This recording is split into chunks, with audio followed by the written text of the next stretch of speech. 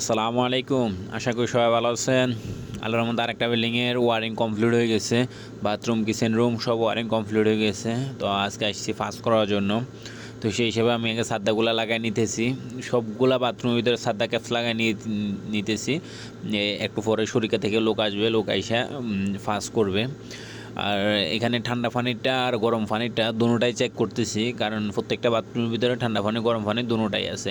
Bathroom, kitchen room সব জায়গায় ঠান্ডা পানি গরম পানি দুটোটার জন্য লাইন দেওয়া আছে। তো সেই হিসাবে আমি এখানে দুইটা নিপেল লাগাই একটা হোজ লাগাইতেছি, যাতে একসাথে দুটোটা চেক করা যায়।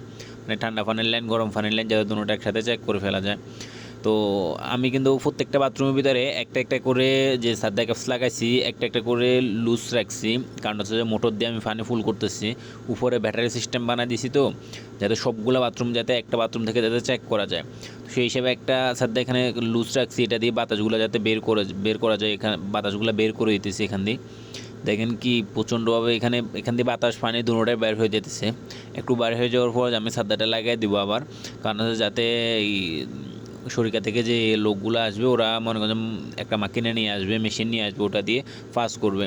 আর এখানে অবশ্যই কেউ কেউ আছে হয়তো বা হাত দিয়ে চাপা করে মাকিনেটা দিয়েই ফাঁস করে। আর কেউ আছে হয়তো বা যে কারেন্টের সিস্টেম থাকলে কারেন্টের মাকিনে ওইটা দিয়েই ফাঁস করা হয়। তো এখানে সৌদি বলছে কারেন্টের মাকিনে যেটা এটা দিয়ে ফাঁস করার জন্য।